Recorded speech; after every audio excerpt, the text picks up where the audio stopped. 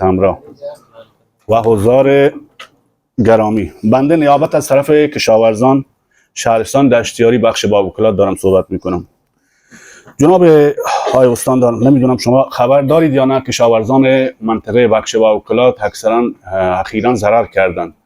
دلیلش هم هدم حقابه پایین دست هست. حقابی که از سد پیشین میاد به سد شیرگواز، پایین دست سد شیرگواز متاسفانه ما حقابه نداریم. کشاورزان اخیراً تمام کشاورزان ضرر کردند. ما از شما میخواهیم که چون که قشر کشاورز ضعیفترین قشر هستند، هم اینجا به بنده و تمام دوستان قول بدید که مصوب کنید برای حقابه پایین دست سد شیرگواز، چون ما سه نمونه کشاورزی داریم در بخش بابوکلات. اگر میخواهید برای اشتغال زایی، یکی هم داخل پروژه که دومی هم حاشیه پروژه، سومی هم حاشیه رودخانه. خوشبختانه با آمدن شرکت ماهان مردم از مازاد بومی حق آب ندارن، ولی ماهان داره. ماهان از آب استفاده میکنه، مازادش مردم استفاده میکنه، کشاورزان بومی اینجا.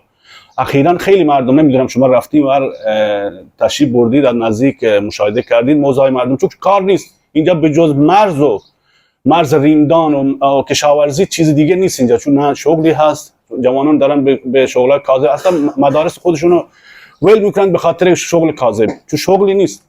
همین کشاورزی هست، مردم رو تحریم کردید. نمیدونم الان من به کی بگم.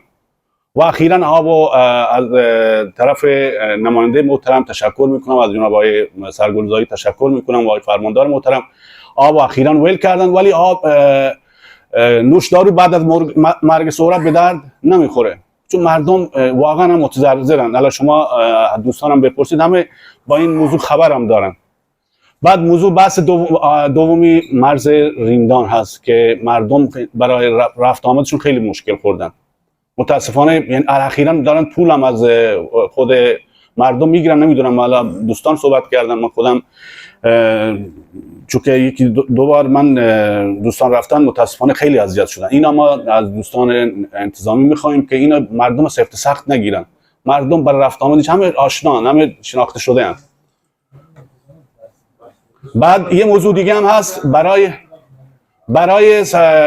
برای بستر رودخانه ما چند صد تو بستر رودخانه میخوایم. اینو هم از جناب عالی درخواست داریم، اینم مصوب کنید که حداقل مردم از داخل پروژه بتونن بیان حاشیه رودخانه کشاورزی کنن. متشکرم ازتون.